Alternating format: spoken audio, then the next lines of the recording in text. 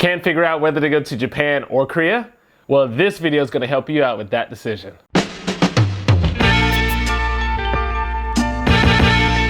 Everyone, what is up? This is Mike. Japan or Korea? I am constantly getting that question on my YouTube channel. A lot of people who watch really want to travel or live in either country, but they're not quite sure which one best fits them. So today I'm going to go over the pros for both countries. That way you can decide where you should be.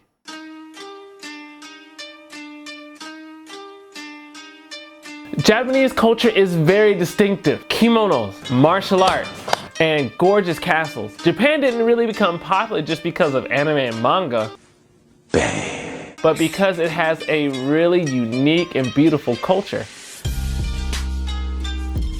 And the Japanese people normally take pride in what they consider Japanese. I can't lie, Japanese cuisine is also amazing. I've eaten sushi in Korea and loved it, but it does not compare to sushi in Japan. Let your first meal be sushi. So I don't know if you know this, but I actually lived in Japan from 2007 to 2008 as a study abroad student. And while living there in Nagoya, I felt that Japan became my second home. The cool thing about Japan is that they have awesome arcades. Japanese arcades are not like anywhere else in the world. They have games that are old and retro, but they also have games that are trending. And what's even crazier is that Japanese players are so good at games. One game that I play a lot is Tekken, and I remember playing one guy at the arcade. He was smoking a cigarette at the same time playing with one hand. Japanese arcade games normally run around 100 yen, which is about $1, which is equivalent to a little bit more than 1,000 won. So if you love arcades, video games, video game culture,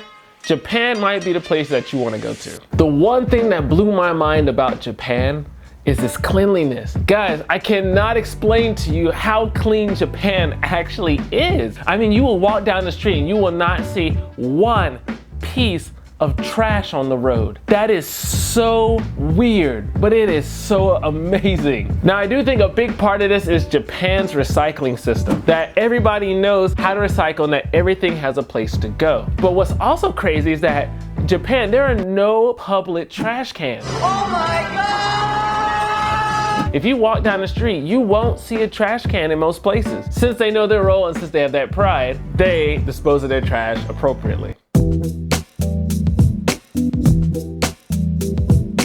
The one thing that scares a lot of Westerners, especially Americans, is going to another country and not being able to speak English. Do you understand the words that are coming out of my mouth? But ever since I've come to Korea, I've been extremely impressed at the level of English that most people know. Many of the people here are half near fluent at the language. And even the first time I even came to Korea and I got lost, one guy literally asked me if I needed help in perfect English. Excuse me, do you know how to get to town? Yeah, it's back the way you came.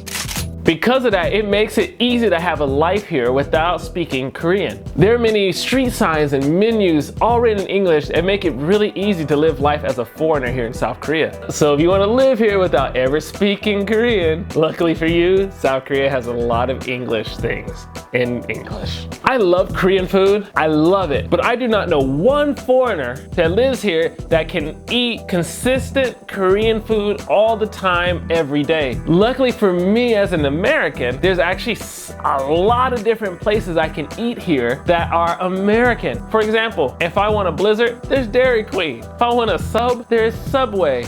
Of course, everywhere in the world you gotta have McDonald's, but yeah. McDonald's in South Korea is different from McDonald's in America. The actual cleanliness of the food is different. I mean, you still feel greasy, but it's a good kind of greasy. What? Bro, what are you talking about, man? But the one thing I wish they had here, the one thing, actually no more, two things. Zaxby's and Chick-fil-A. Oh, if they had that here, it would be amazing. Everyone, public transportation here in South Korea is amazing. Now, I've ridden cabs in Japan, and as soon as I got in the cab, the meter started at about 500 yen, which is about $5-ish. But when you ride a cab in South Korea, the cab starts around 3,000 won, which is about $3 US. So that is a $2 difference as soon as you get in the cab. But across the board, Korean transportation is fairly cheap. From my city that I live in all the way to Gangnam, it's about 45 minutes to an hour, but it only costs about 2,200 won, which is about $2. So literally, I can travel from one city to the next only on $2. Wow. Not to mention, if you ride Korean public transportation, they actually have things in English as well. So you would have no problem being able to make it throughout Korea via public transportation. So I hope this video helped you with making a decision for Japan or Korea. And quite honestly, it really takes you to go there and actually experience it and see how well you can mesh with the culture and the language and the people. If you enjoyed this video, please make sure you like and hit that subscribe button. That way you can come and check back out my videos in the future. Not to mention, if you felt that this video helped you out, why don't you share it with somebody who would actually need it? New videos come out every Friday, so make sure you come back in and check me out. But until then, you take care. Later. Good.